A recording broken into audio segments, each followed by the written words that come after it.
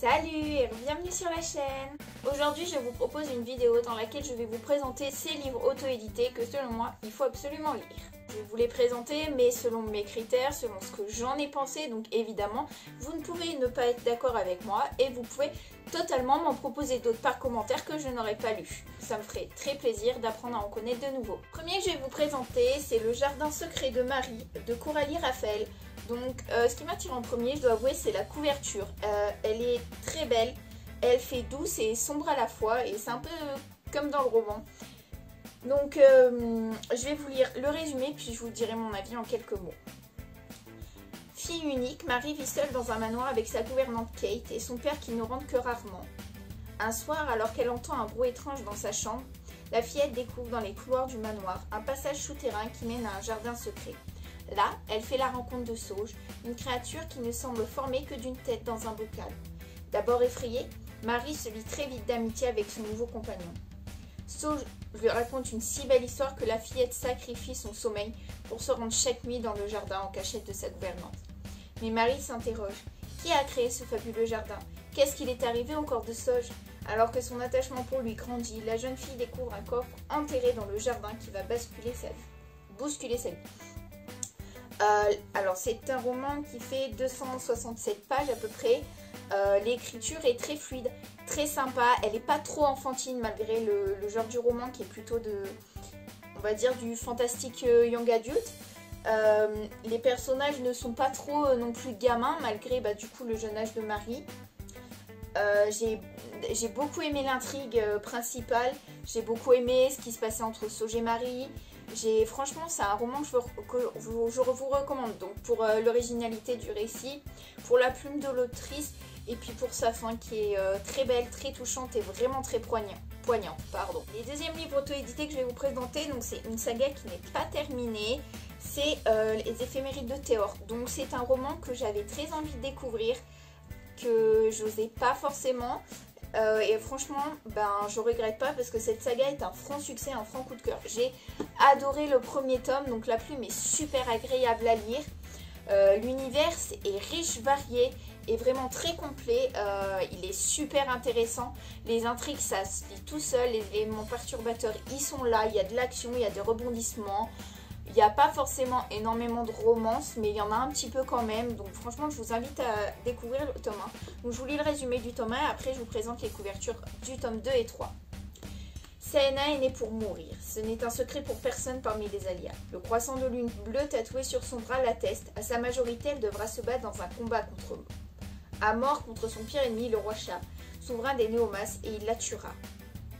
Mais la pierre de lune qui alimente le bouclier d'Arsa et protège les alias en attendant cet inévitable combat, s'affaiblit de jour en jour, laissant la ville sans défense face au fils du roi, le prince Ger, qui tente par tous les moyens de s'emparer de la cité céleste. Lors d'une expédition sur les terres de Théor, à la recherche d'une nouvelle pierre pour sauver son peuple, Saena, la fille de la lune, s'est fait capturer par les Néomas. Dans le but de la protéger, son mentor, le commandant Jiren, cache son identité et la fait passer pour sa propre fille. Ce stratagème fonctionne, mais à quel prix? Donc déjà, j'ai adoré le premier tome. Là, je vous présente du coup le deuxième tome. Si je me trompe pas, c'est Liam qui a en couverture. Voilà, j'ai cadeau moi. Ce deuxième tome est pareil, riche en émotions. Enfin, en fait, ils le sont tous. J'ai vraiment adoré. C'est une série que je recommande vraiment. Donc le deuxième tome. Et là, vous avez enfin le troisième tome. Et je vous avoue que j'ai très hâte de connaître la suite parce qu'on finit sur un joli cliffhanger. On est en mode... mais je veux la suite tout de suite quoi. Voilà, donc du coup je vous recommande la saga.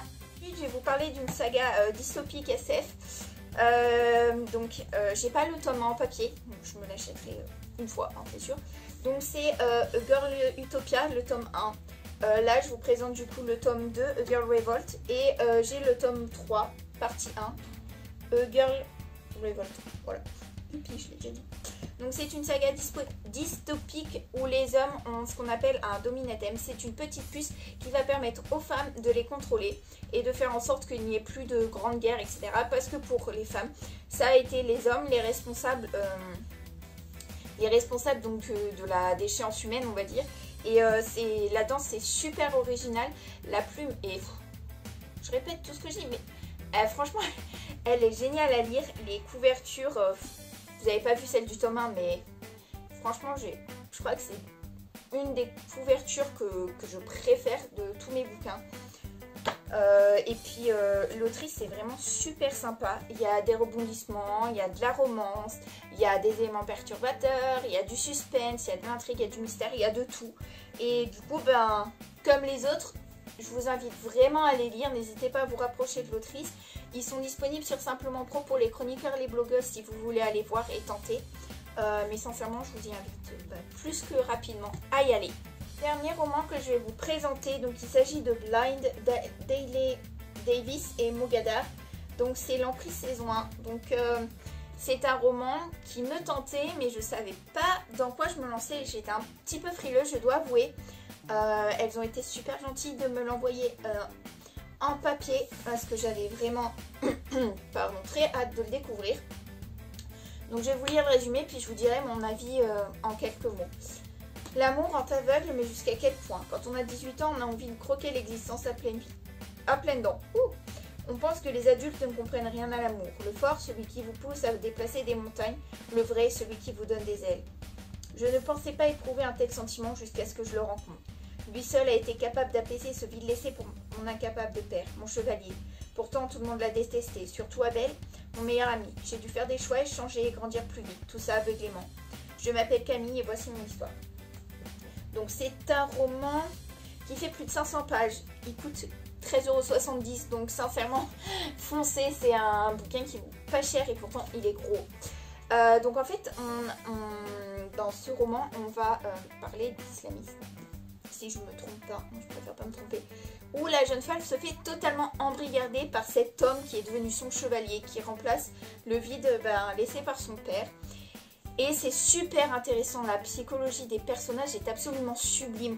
On rentre dans la tête, on voit tout ce qui est, toutes les petites ficelles que tire le personnage masculin, le copain de Camille quoi.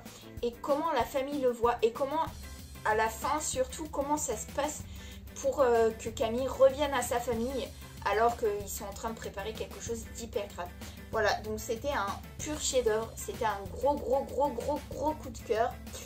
Je recommande pour la plume des autrices, pour l'histoire originale traitée je pense avec brio, même si je ne connais pas forcément non plus hyper bien. Et puis pour ces personnages, la psychologie des personnages vraiment poussée et vraiment super bien faite. Merci d'avoir regardé cette vidéo, je vous invite à noter en commentaire les romans auto-édités que vous avez lus qui vous ont plu. Comme ça je pourrais peut-être en découvrir de nouveaux. Si jamais il y a des auteurs qui passent dans le coin, n'hésitez pas à me parler de vos romans, que je puisse voir, et si je vous ai pas lu, pourquoi pas vous lire. Je vous invite aussi à me dire si vous avez trouvé Quenelle, à me dire où elle est en commentaire, message privé. N'hésitez pas à me rejoindre sur tous mes réseaux sociaux. Et puis je vous souhaite une bonne journée, prenez soin de vous et de toute votre famille. À bientôt! Aujourd'hui, je vais proposer